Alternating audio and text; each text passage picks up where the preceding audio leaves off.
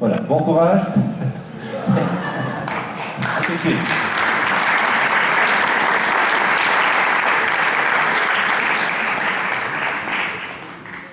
Merci. Mesdames et messieurs les bâtonniers, mes chers confrères, chers amis, monsieur le maire, cher Guirec, qu'est-ce que c'est que ces procès? Ces trois procès? C'est des documents, c'est des débats, ce sont des affaires qui ont fait beaucoup parler d'elles, par des théologiens, par des philosophes, par des historiens, et je ne suis pas théologien, je ne suis pas philosophe, je ne suis pas historien, je suis un simple avocat, et un avocat de province, mais enfin un avocat breton. Et je me suis intéressé à ces procès parce qu'au fond, je me suis dit que tout avocat qui un jour a été devant un tribunal aujourd'hui judiciaire, hier correctionnel, où une cour d'assises a été confrontée à des problèmes et à des clients difficiles. Et Socrate, Jésus et Louis XVI étaient des clients difficiles. Peut-être même très difficiles. Parce que c'est quoi un procès? Un procès, c'est un débat où a priori les gens sont honnêtes. C'est-à-dire que deux personnes se retrouvent devant un juge, et le juge est supposé être impartial. Il est là pour écouter, c'est d'ailleurs à ça qu'on reconnaît. Un bon juge, c'est un juge qui vous écoute et qui est prêt à changer d'avis. Et ces personnes-là n'ont pas réussi à faire changer d'avis les juges. C'est la raison pour laquelle je me suis toujours dit que, depuis que j'étais étudiant en droit, il ne faut pas jeter l'éponge. Il faut se battre, même pour des gens comme ça. Peut-être surtout pour des gens comme ça. Les opinions croisées de la défense et de l'accusation, elles sont là pour être accueillies, même avec leurs outrances, même avec leurs défauts. Mais le juge est là pour se faire une opinion. Mais qu'est-ce qui se passe quand le juge a déjà fait son opinion avant de monter sur son siège au tribunal? C'est pas un procès. C'est n'importe quoi, mais c'est pas un procès. Et il y en a eu beaucoup dans l'histoire de ces procès joués d'avance. En 1968 est paru un petit ouvrage, pas bien long, pas bien connu, qui s'appelle « De la stratégie judiciaire ». C'est un ouvrage qui était signé d'un avocat qui n'était pas connu à l'époque, qui l'a été après, qui s'appelait Jacques Vergès. Et j'étais étudiant à Paris, j'ai acheté le livre, et je l'ai dévoré. C'est un livre qui théorise une chose que, d'expérience, nous tous les avocats, nous avons vécu, c'est qu'il y a procès et procès. Il y a des procès dans lesquels, au départ, tout est bien balisé.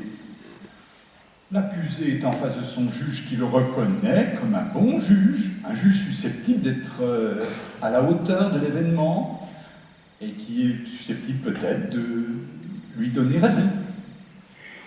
L'accusé connaît les lois, il sait qu'il y a un texte, par exemple, sur l'assassinat, ou le viol, ou le délit de n'importe quoi.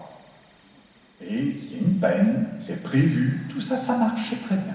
Ça ne veut pas dire que l'accusé, il acceptera d'être condamné. Mais ça veut dire que tout le système, toute l'organisation, ça fait partie des choses qui sont son quotidien, son ordinaire, et qui l'acceptent. Et puis il y a des autres procès. C'est les procès que tous les juges redoutent, et peut-être même aussi les avocats. C'est le procès dans lequel l'accusé dit « Mais vous n'êtes pas un juge, vous êtes n'importe quoi, vous n'êtes pas un juge. Votre loi, j'en ai rien à faire de votre loi. Vos peines, ce n'est pas des peines, c'est des vengeances, c'est de la barbarie, c'est n'importe quoi, mais ce n'est pas de la peine. Puis de toute façon, vous n'êtes pas de mon monde. » Les premiers procès s'appellent les procès de connivence, d'après Jacques Vergès, et les autres s'appellent les procès de rupture. Et les trois procès dont je vais vous parler brièvement, ce sont des procès de rupture, des procès dans lesquels on ne parle pas le même langage. Le juge et le jugé sont sur deux planètes différentes. Et ne croyez pas que ce soit des histoires anciennes. Ça existe dans la vraie vie, aujourd'hui. Il y en a eu des procès comme ça cette année, en France. Vous avez lu les journaux, vous avez regardé la télé, vous avez entendu parler de Salah Abdeslam. Bon. Eh bien, c'était des procès de rupture hier, il y a encore des procès de rupture aujourd'hui. L'accusé dans le procès de rupture, il fait comme Antigone de Sophocle, un bouquin extraordinaire, que tous les avocats, et même tous les hommes et toutes les femmes doivent avoir lu. Ce bouquin magistral dans lequel une femme vient dire, parce qu'on l'empêche d'enterrer son frère, parce que Créon l'empêche d'enterrer son frère, il y a des lois immuables, des lois éternelles, qui existaient avant vous, qui existeront après vous, et vous n'avez pas le droit d'interdire ça. C'est énorme. Et ces procès-là, oui, ça existe. Ça existe au XXIe siècle. Avez-vous entendu parler de Carles Puigdemont?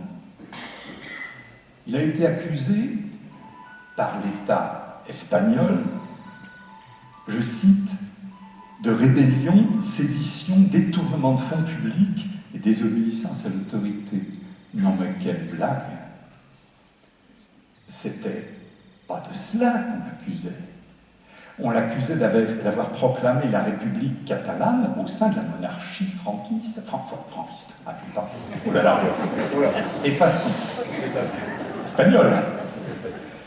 Mais au fond, ça aurait pu se faire à l'époque de Franco aussi.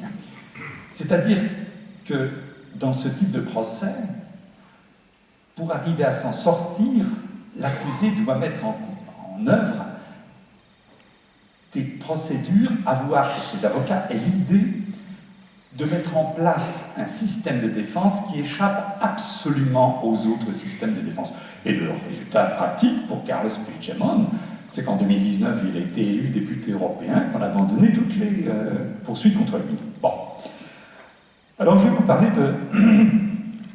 de ces trois procès, qui sont presque des procès emblématiques, parce que ils sont nés sur des terres qui leur semblaient presque prédestinées. Socrate est jugé par la démocratie athénienne. Sur une terre de philosophes, c'est sur cette terre que naît la philosophie européenne. Nous sommes les héritiers de ces Athéniens-là. Jésus est né en Palestine, dans la terre du livre, imbibé de religion. Et Louis XVI a été jugé en France, la patrie de la discussion politique. Et alors, vraiment, on ne pouvait pas rêver mieux. Dans les trois cas, c'était presque emblématique. Alors, on va commencer, si vous voulez, par le procès de Socrate, étant précisé qu'il y a dans les deux premiers procès un problème initial, c'est le problème des sources. Parce que, pour le procès de Louis XVI, tout dort dans les papiers des archives nationales, au bord des quais de Seine. On sait à la virgule près ce qui s'est dit. Mais pour les deux autres procès, on est forcé de se référer à des documents qui vont être discutables. Et il faut qu'on accepte la discussion. Et ce sera déjà le cas pour Socrate, parce qu'on ne dispose pour le procès de Socrate que de trois documents qui sont trois dialogues, trois ouvrages de Platon, le Phédon, le Cridon et l'Apologie de Socrate. Et ce sont des documents qui ont été écrits par le disciple de Socrate, par son principal admirateur. Alors, comment croire à l'objectivité de ce genre de documents ? On peut effectivement se poser la question, mais Platon ne fait pas le procès du procès. Donc, ce qu'il écrit est susceptible d'être accueilli favorablement. Il ne déforme pas la réalité, il n'essaie pas de plaider la cause de Socrate, il expose la façon dont Socrate s'est défendu dans un procès dont il ne conteste pas, lui, Platon, les règles. Donc on peut estimer que pardon, tout ceci se tient et que Socrate a très vraisemblablement pu dire des choses très proches de ce qu'on lit dans ces trois dialogues-là. Alors, c'est quoi le contexte de ce procès? Socrate est quelqu'un qui a vécu entre 469 et 399 avant Jésus-Christ et qui a vécu, qui était un soldat valeureux dans la guerre du Péloponnèse, et qui a vécu ce qu'on appelait le siècle d'or de la Grèce. Là aussi, nous sommes un peu héritiers de tout ça. Siècle d'or, c'est le siècle de Périclès, des victoires de la démocratie athénienne, de la naissance de la démocratie athénienne. Si on vote aujourd'hui en France et partout dans le monde, dans de nombreuses démocraties, c'est grâce à Athènes. C'est eux qui nous en ont donné l'idée. Et c'est aussi une période de faste. Sur l'Acropole, on construit l'Erechtheion, le Parthénon. Mais voilà, ce siècle commence à battre de l'aile. Et au moment où Socrate va être jugé, l'étoile d'Athéna-Pali, elle s'est fait battre par Sparte à l'issue de la guerre du Péloponnèse. Même la marine athénienne a été décimée. Et le peuple est troublé par ce changement de régime. Il y a eu ce qu'on a appelé les 30 tyrans. La démocratie est sortie très fragilisée, et le peuple, comme souvent dans les périodes de troubles, se rebiffe contre ce qu'il appelle les élites. Les élites, c'est quoi? C'est les intellos de l'époque, c'est-à-dire les gens qui bougent, font bouger les lignes, et qui vous font croire des choses auxquelles on n'était pas habitué. Vous avez des gens qui ont une incroyable liberté d'esprit à ce moment-là, qui remettent en cause la médecine, l'astronomie, la physique, tout. Anaxagore, par exemple, disait « tout est dans tout ». Les mauvais esprits rejeteront réciproquement. Tout est dans tout. Tout veut dire que le néant n'a jamais existé. Même dans l'astrophysique moderne, par le Big Bang, avant le Big Bang, on ne sait pas ce qu'il y avait probablement rien, mais on ne sait pas mettre des mots là-dessus. Anaxagore dit non, c'est pas vrai, c'est pas ça. Car de tout temps, la matière a existé, elle ne fait jamais que se recomposer elle-même, que changer d'aspect, mais il n'y a jamais eu rien. Le chaos n'a jamais existé.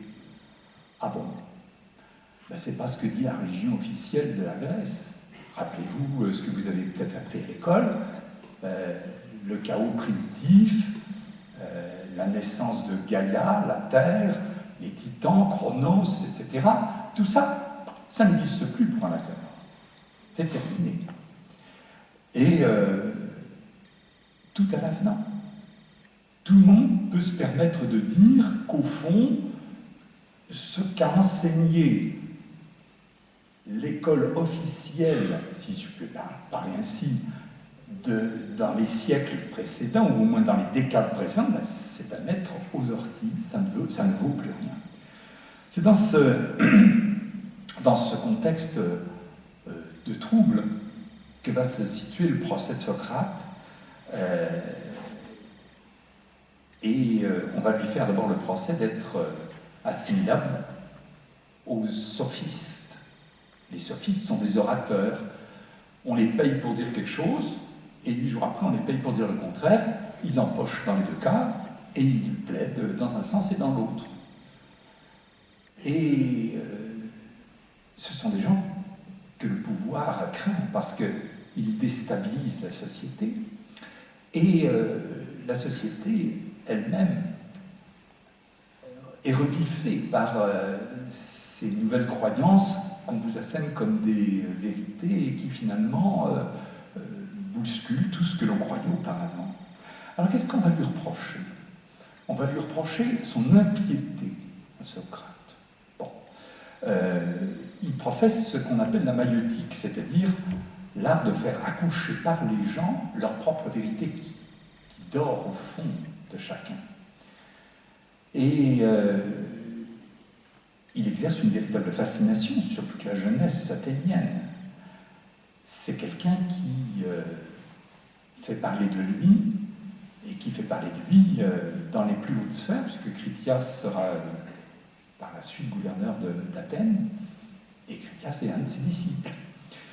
La plainte contre Socrate est portée par un certain Mélétos, un poète. Personne ne se rappelle plus aujourd'hui de Mélétos et de cette poésie, mais il reproche au philosophe, je cite, de corrompre la jeunesse et de ne pas croire aux dieux qu'honore la cité, mais de croire en d'autres choses, des affaires de démons d'un nouveau genre. Mélétos risque fort en portant une telle accusation, il risque une très forte amende et la privation de ses droits en cas d'échec.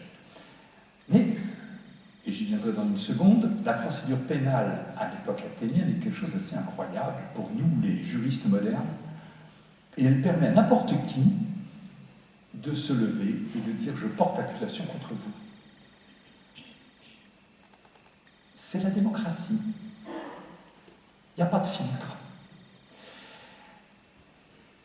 On ne peut pas imaginer d'ailleurs plus démocratique que cette procédure, puisque lorsque l'on porte une telle accusation, elle est portée devant un personnage qui s'appelle l'archonte roi, et l'archonte, une sorte de juge d'instruction, si vous voulez, pour faire bref, qui réunit les témoignages, qui réunit les pièces à conviction, et qui, une fois que tout son travail de préparation est fait, porte l'affaire devant un tribunal qui s'appelle l'Élié, et qui est un tribunal incroyablement démocratique. Puisque vous n'êtes pas jugé par 3 juges ou par un juge unique, vous êtes jugé par 501 personnes au moins. Ça, c'est un tribunal. La justice n'est pas rendue au nom du peuple, elle est rendue par le peuple.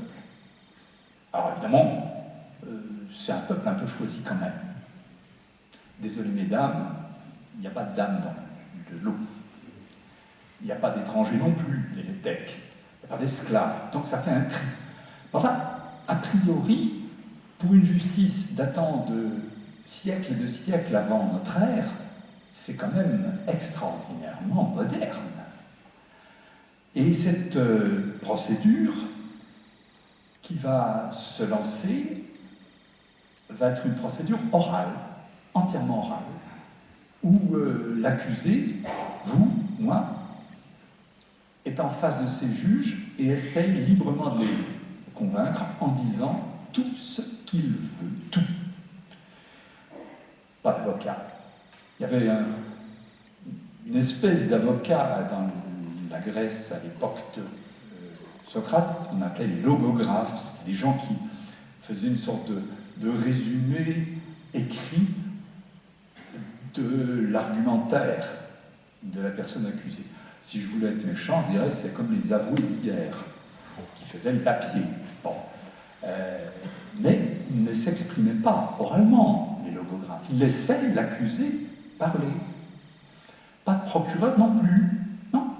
Pas d'accusateur public. C'était un individu qui portait la parole du peuple entier contre un autre individu. Et c'était comme ça. Alors, comment est-ce qu'il se défend, ce pauvre Socrate, qu'on accuse donc de corruption, et surtout de manque de respect à l'égard des dieux? Eh bien, il dit, on me reproche de vouloir sonder le mystère de la nature, c'est archi faux. Je ne suis pas un physicien, je suis un moraliste. Et tout ce qu'on peut me reprocher, c'est de parler avec les gens librement et de les écouter, et de dialoguer avec eux, de leur poser des questions, pour savoir ce qu'eux-mêmes pensent de la réponse qu'ils vont fournir. C'est pas à moi de donner la réponse, c'est à eux, car c'est eux qui ont la vérité, c'est eux, au fond d'eux, que se trouve la vérité. Je ne suis pas un enseignant, je ne suis pas un sophiste, je ne suis pas un parleur professionnel. Il il y avait des parleurs professionnels, des sophistes, qui se faisaient payer très cher. Il y avait un orateur de Lesbos, par exemple, qui se faisait payer 1 mine par procédure. Vous allez me dire, qu'est-ce que c'est qu'une mine? C'est 1 an et demi de salaire d'ouvrier. Mes chers confrères, prenez-en de la graine. Socrate dit, moi je ne mange pas de ce pain-là, mon enseignement est gratuit, viens me voir qui veut, je parle avec les gens, je les écoute, et je provoque chez eux la réponse qu'ils attendaient. Rien d'autre. Mais c'est là où le problème commence à apparaître. Conformément à sa philosophie, il dit, de toute façon, je ne sais rien. Je ne sais rien de ce que vous avez, vous, au fond de vous. Je ne vais pas m'insérer dans votre cerveau, dans votre cœur, pour percer les secrets de la nature. C'est vous qui les portez. Je ne sais rien. Et vous ne savez rien non plus. Or, je ne sais pas s'il y a des magistrats dans l'assistance, il y en a sûrement. Donc je vais parler là. Quand on dit à un juge, vous ne savez rien, il n'aime pas.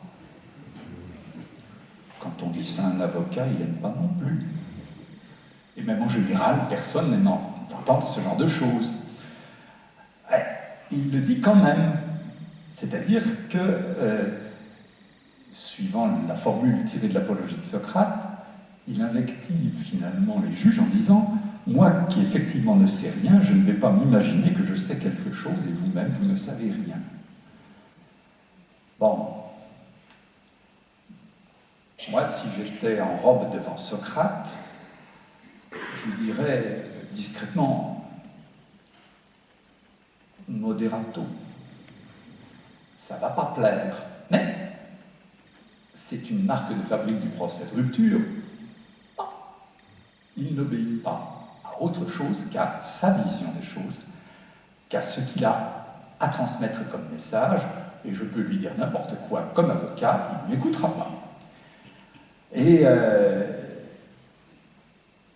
il pousse le bouchon encore plus loin, puisqu'il dit à ses juges, acquittez-moi ou non, mais tenez pour certain que je ne me comporterai pas autrement, dussé-je subir 1000 morts.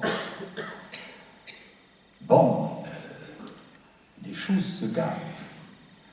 Car s'il y a une chose, là encore, que les juges n'aiment pas du tout, c'est qu'on leur dise « Jugez-moi comme vous voudrez, de toute façon, je ne changerai pas. » Car le juge est là pour réguler dans la société et pour faire en sorte que celui qui a enfreint les règles de la société, s'il est jugé qu'il les a enfreintes, revienne à une autre conduite. Mais un accusé qui vient vous dire d'emblée, d'entrée de jeu, de toute façon, vote du jugement, je m'en moque, je continuerai comme avant, ben non, c'est pas ce qu'il faut dire à un juge. C'est un procès de rupture. Alors, Mélétos, à qui la parole est donnée pour requérir la culpabilité, dit il est coupable. Socrate dit je suis innocent. On vote et Socrate est déclaré coupable. Bon. Et là se situe une chose absolument extraordinaire en droit grec ancien, c'est que une fois qu'on a déterminé la culpabilité, eh ben on va plaider sur la peine. Et mieux encore, l'accusateur va proposer une peine et l'accusé aussi. Et le jugement, ce ne sera pas un coupage de poire en deux. C'est-à-dire que ce sera la version de l'un ou la version de l'autre, le verdict de l'un ou le verdict de l'autre. Mélétos demande la peine de mort. Observez au passage que c'est quand même extrêmement sévère pour ce qui est d'un délit d'opinion. Mais c'est la version de Mélétos, ça mérite la peine de mort. Et Socrate va devoir proposer une peine pour lui-même. Et il va dire, bah, écoutez, je n'ai pas d'argent, je suis pauvre, c'est vrai, il l'était. Donc je ne peux pas payer d'amende. Si vous me condamnez, à l'époque il n'y a pas de prison, si vous me condamnez à partir en exil dans les îles grecques, j'irai à la rencontre des jeunes et je leur tiendrai le même discours que celui que j'ai tenu à la jeunesse d'Athènes. Donc je serai dangereux autant dans les îles qu'ici. Donc la solution, mesdames et messieurs les juges, dit Socrate, c'est d'être pour moi nourri aux frais du Prytanée à vie, c'est-à-dire en fait nourri aux frais de l'État. C'était se moquer de ses juges. C'était une provocation délibérée, on était en plein procès de rupture. Est-ce qu'on imagine un instant que les juges qui l'avaient déclaré, bah, ça c'était acquis, c'était fait, allaient le nourrir gratuitement à ne rien faire jusqu'à la fin de ses jours? Bien sûr que non, et il a été condamné à mort. C'est l'un des premiers criminels d'opinion exécutés, Socrate. On va tirer des conclusions, si vous voulez, de ces trois procès. J'arrive à peu près au terme de ce que j'ai à vous dire sur celui de Socrate. Première leçon, dans un procès, mes chers confrères, je m'adresse à mes confrères, pas de provocation. On n'essaie pas de gifler le juge. Il n'aime pas ça. Deuxième procès, celui de Jésus. Autre procès de rupture. Alors, là aussi, il va se poser le problème des sources. On a plusieurs sources. On a les sources chrétiennes et puis les sources profanes. Les sources chrétiennes, c'est pour l'essentiel 4 évangiles qui ont été écrits plusieurs dizaines d'années après les faits, et probablement pour 2 d'entre les 4 évangélistes, par des gens qui n'étaient pas là au moment du procès. Il n'y a en effet que 2 apôtres à avoir rédigé des évangiles, où la tradition les attribue à Matthieu et Jean. Marc, Luc, non, c'était des disciples, certainement des gens qui connaissaient Jésus, qui l'avaient fréquenté, qui l'avaient suivi, mais ce n'étaient pas des témoins de première main.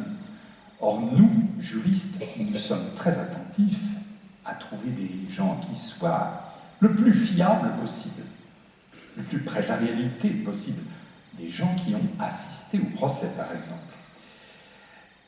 Et de plus, ce procès pose des problèmes, justement, de publicité.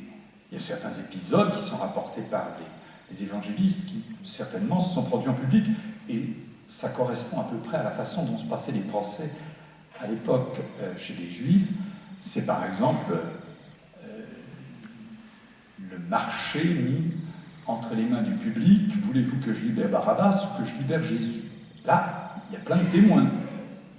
C'est la foule. Mais il y a des épisodes qui ont dû se dérouler dans un univers beaucoup plus restreint au point de vue du public. Le Sanhédrin, par exemple, qui regroupe les chefs religieux et politiques un peu des Juifs de l'époque, tout le monde n'allait pas au Sanhédrin comme ça, et surtout pas pour juger, mettre en accusation quelqu'un. Et pire encore, le dialogue singulier que rapportent les évangiles entre Jésus et Pilate. Ça se situe dans le palais du procurateur, et on peut penser que le public n'est pas admis. Peut-être y avait-il un élu ou 2 du Sanhédrin, mais en tout cas, les évangiles sont muets sur cette question pourtant centrale de savoir qui rapporte quoi, qui a vu quoi. Et pour nous, hommes de loi, c'est très précieux de savoir si on peut se fier à un témoin qui rapporte des faits ou si on ne peut pas se fier à ce témoin. Les disciples de Jésus, certainement, avaient peur des Juifs. On connaît l'histoire de Pierre qui renie 3 fois Jésus. Dis donc, toi, je ne t'ai pas vu avec lui. Ah non, non, non, non, non. Et le coq chante au bout de la 3e fois. On peut donc penser qu'ils étaient très peu nombreux à vouloir se manifester aux côtés de Jésus comme supporter, si j'ose dire, de sa cause. Parce qu'être supporter de sa cause, c'est être complice. Et si on est complice, on risque soi-même d'être traduit en jugement. Ce qui fait que tout ce qu'écrit chaque évangile doit être manié avec précaution. Ce sont des articles de foi. C'est-à-dire qu'on peut y croire ou ne pas y croire. Mais en tant que juriste, on est forcé de mettre des réserves sur le fil conducteur de ce qui s'y est passé, parce qu'au fond, on ne sait pas qui transmet quoi. Il y a eu d'ailleurs des divergences entre les différents évangiles, puisque l'évangile de Jean ne mentionne même pas la comparution de Jésus devant Saint Éternel. Donc, prudence. Il y a des sources païennes, parce qu'il y a eu de tout temps des gens qui ont estimé que Jésus n'a jamais existé. C'est une légende, c'est un conte. Ce n'est pas un conte. Un historien juif qui s'appelle Flavius Joseph, qui est né en 37 après Jésus-Christ, donc postérieur probablement au procès lui-même, et qui n'est pas du tout un partisan du christianisme, qui est un mémorialiste en quelque sorte, un rédacteur d'annales, rapporte des faits qui ont été avérés dans les évangiles. Par exemple, il cite le fait que Hérode, qui est tétrarque de Judée, a fait mourir un cousin de Jésus qui s'appelle Jean-Baptiste, et on voit effectivement dans ses écrits que ça correspond avec ce qu'ont écrit les évangélistes. Jean-Baptiste aurait été décapité dans la forteresse de Macéronte, qui est sur le versant oriental du Jourdain, actuellement en Jordanie. Et ce même historien, ça c'est encore beaucoup plus précieux, déclare, je cite, que sur la dénonciation de notables de chez nous, Jésus a été crucifié sur sentence de Pilate. Donc, un fait précis, existence de Jésus, oui. Condamnation à mort, oui. On en est sûr par le recoupement de ces écrits absolument pas chrétiens et des écrits chrétiens. D'ailleurs, Tacite, dans les Annales, au chapitre 15, à propos de Néron, qui aurait incendié Rome et qui aurait attribué aux chrétiens cet incendie, Tacite écrit dans ses Annales: le fondateur de la dénomination des chrétiens, Christus, avait été supplicié par le procurateur Ponce Pilate sous le principat de Tibère, c'est-à-dire exactement ce que disent les évangiles. Alors quel est le contexte de ce procès ? Au moment du procès, la Judée, c'est une conquête très récente de Rome, c'est-à-dire qu'elle a été conquise en l'an 6 et Tibère est alors empereur. Et il a de bonnes raisons de se méfier de cette contrée lointaine pour Rome, parce qu'il y a endémiquement des soulèvements fiscaux, plutôt anti-fiscaux, il y a des gilets jaunes à l'époque, et ces gens-là sont prompts à se rebeller contre les officiers du fisc, et donc ça aura de l'importance sur la suite de l'histoire du procès de Jésus. Il va falloir manier cette population avec beaucoup de précautions. D'ailleurs, en plus, il y a une secte en Palestine qui s'appelle les Zélotes. Et alors, les Zélotes sont des gens qui sont rebelles à Rome, puisqu'ils estiment qu'il n'y a aucune raison de se soumettre à Rome parce qu'il n'y a qu'un seul Dieu et que le Dieu, il est destiné à vivre en Israël, il dira Israël plus tard, et qu'il faut se rebeller contre tous les gens qui envahissent Israël. Bon, donc, les Romains.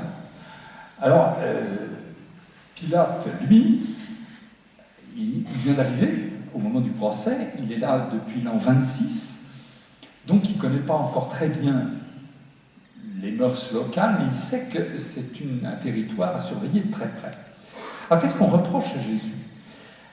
Le notable juif du Sanhédrin, donc qui est le groupement des chefs religieux de l'époque en Judée, l'accuse de propos sacrilèges.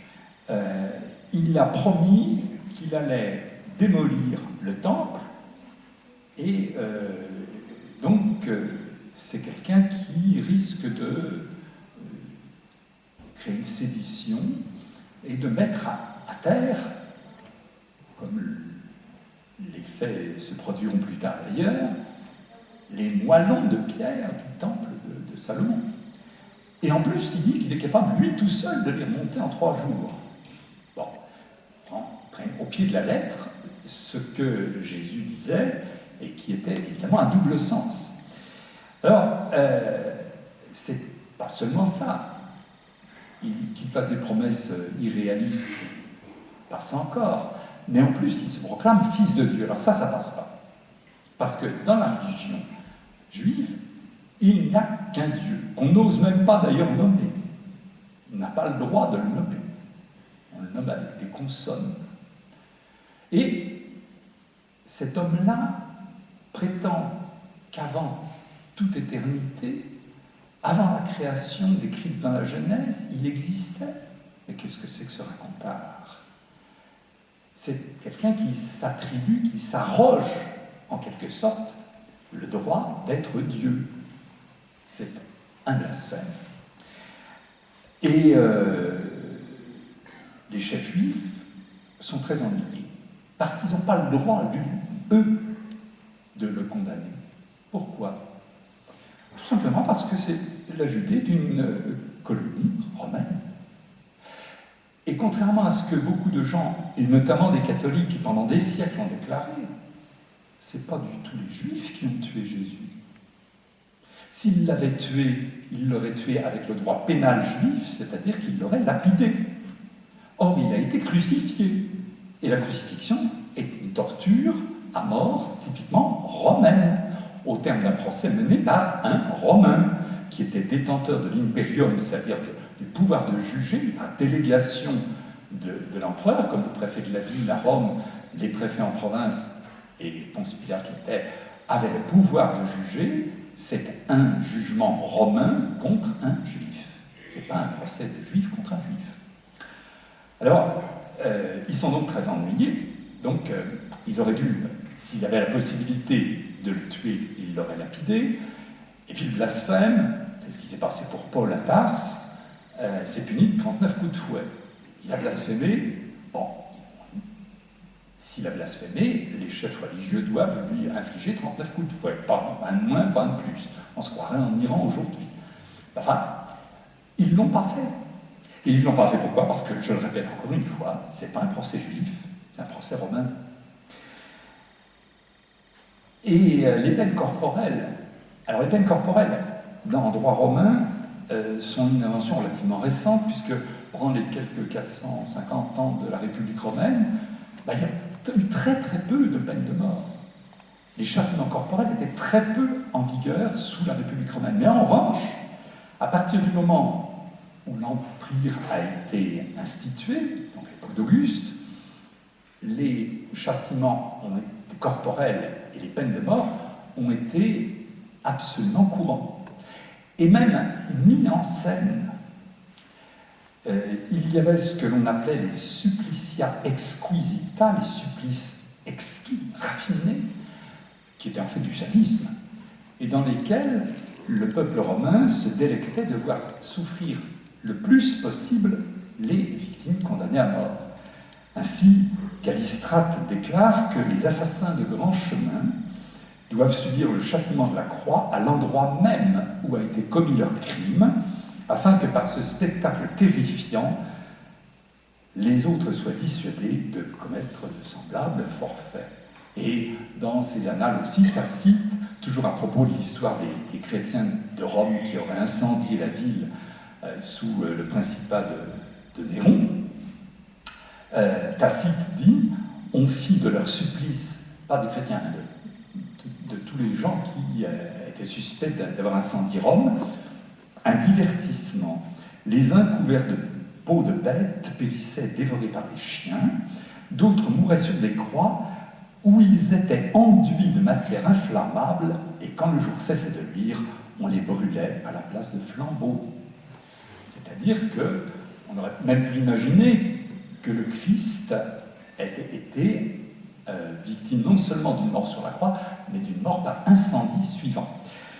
Donc, il a été exécuté parce qu'il était condamné par la justice romaine de Pilate. Et Pilate était en droit de lui infliger une peine semblable. On peut résumer les faits en disant, en gros, qu'il a été accusé par les Juifs, qui feraient en quelque sorte le rôle de l'accusateur public, on dirait aujourd'hui du procureur, et qu'il a été jugé par une juridiction romaine.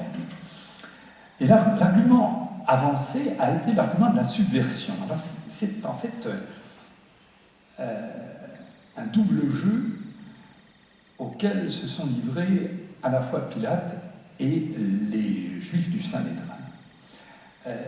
La subversion, c'était grossièrement faux.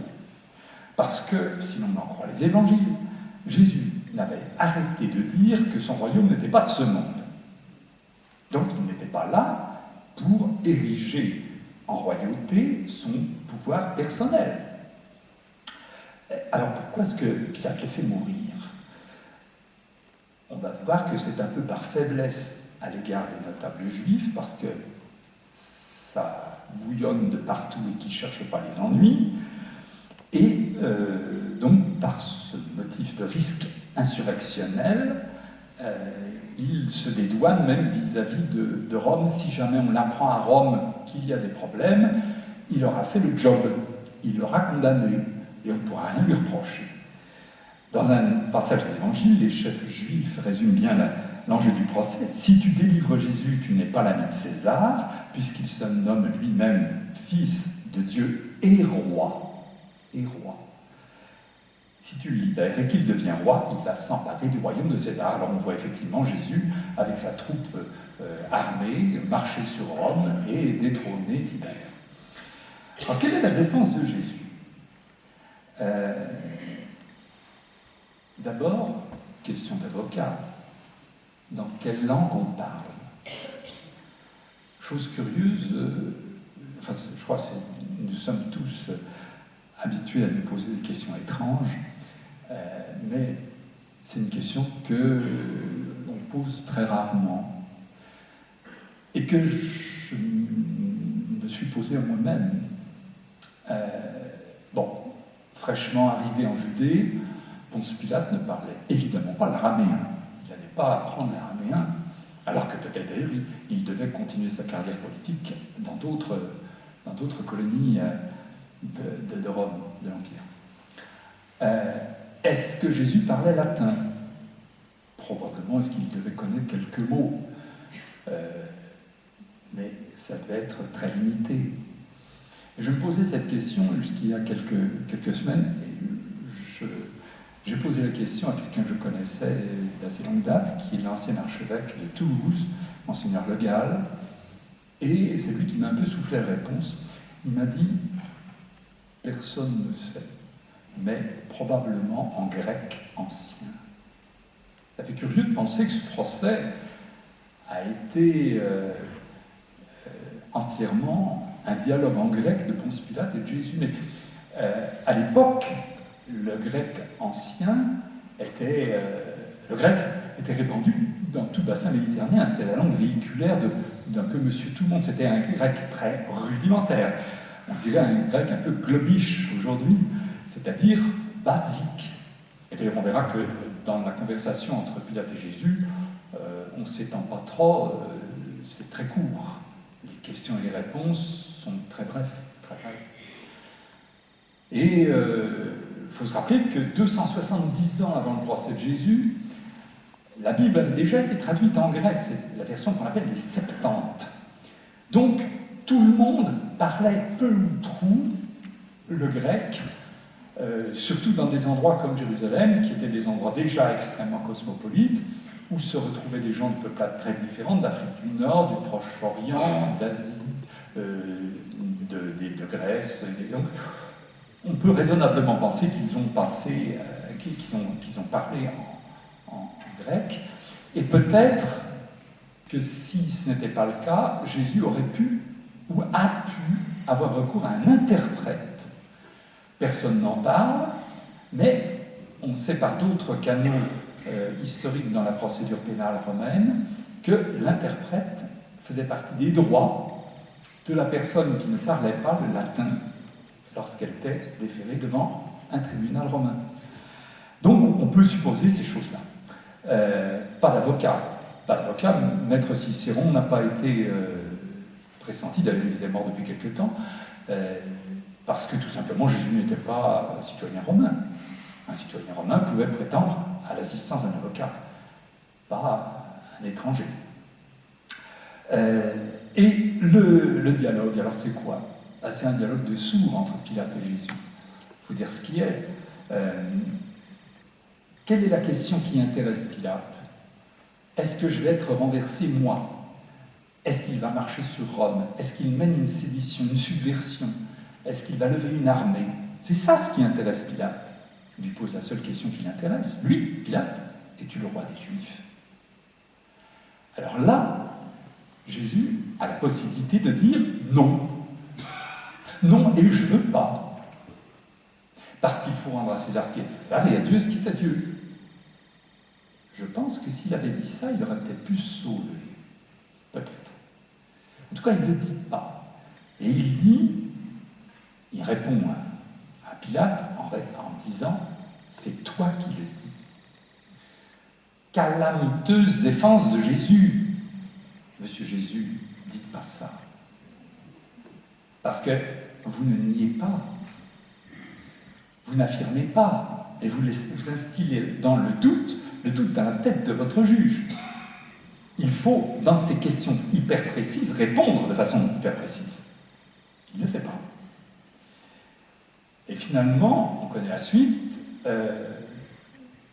n'arrivant pas à obtenir une réponse cohérente, Pilate l'abandonne au tribunal du peuple, avec cet étrange personnage de Barabbas dont on parle nulle part ailleurs dans l'Évangile. Est-ce que vous préférez libérer ce brigand ou libérer Jésus? Et la foule répond libère le brigand, et Jésus crucifie-le. Mais Pilate, du moins ce que racontent les évangiles, et on peut penser que c'est vrai, parce qu'au fond, ça correspond à l'esprit de ce procès et à la défense de Jésus. Pilate ne croit pas véritablement que Jésus soit un danger. D'ailleurs, son aspect n'est pas l'aspect de quelqu'un de bien dangereux. C'est pas un chef de bande qui a été arrêté plusieurs fois avec des gens en armes, qui a mis le bazar dans le temple ou dans les rues de Jérusalem. C'est rien de tout ça. C'est un homme pacifique. Et Pilate ne peut pas ne pas le savoir. Alors, on peut se demander si, finalement, c'est un vrai procès de rupture. Ben oui, il y a 4 évangiles canoniques, c'est reconnu par l'Église, de tout temps, enfin depuis les premiers conciles. Mais il y a d'autres évangiles, il y en a eu nombreux, qui ont donné d'autres versions de ce qui s'est passé dans la vie de Jésus. Il y a l'évangile de Thomas qui est très réputé, parce qu'il dit à quelques mots près ce que disent les 4 évangiles. Et puis un autre évangile qui s'appelle les Actes de Pilate, ou l'évangile de Nicodème, qui donne un éclairage particulier sur le procès de Jésus et qui montre qu'en réalité c'était probablement, oui, un procès de rupture. Dans ces actes de Pilate, Pilate, justement, intervient plusieurs fois en faveur de Jésus auprès des grands prêtres de l'époque qui s'appelaient Anne et Caïphe. Il est influencé par sa femme, qui s'appelle Procla, qui a eu des visions la nuit, qui lui disait que Jésus était innocent. Enfin bon, ça c'est peut-être du roman, mais ce qui est intéressant, c'est le dialogue qui est rapporté dans ces actes de Pilate et qui donne un jour tout étrange sur la façon de se défendre de Jésus. Pilate dit, je cite ces actes de Pilate, donc l'évangile de Nicodème. Pilate dit, tu es donc roi. Jésus dit, tu l'as dit, je suis né pour ceci témoigner de la vérité. Et Pilate dit, qu'est-ce que la vérité? Donc ça c'est la redite de ce qu'on dit dans un autre évangile. suit un texte qui ne figure pas du tout dans les évangiles canoniques. Jésus répondit, « La vérité, c'est le Christ qui vient des cieux. » Et Pilate dit, « Et sur la terre, il n'y a pas de vérité ?» Et Christ lui répond, « Je suis la vérité. Comment la vérité sur terre peut-elle être jugée par ceux qui ont un pouvoir terrestre ?» Patatras. Là, on est en plein dans cette rupture. C'est-à-dire que je suis le roi. Et vous, vous n'êtes rien du tout, monsieur Pilate. C'est ça. D'où l'inscription qu'on retrouve cette fois-ci dans les évangiles canoniques, INRI, qui d'ailleurs était écrite en grec, enfin en 3 langues, et donc grec, araméen, latin, grec.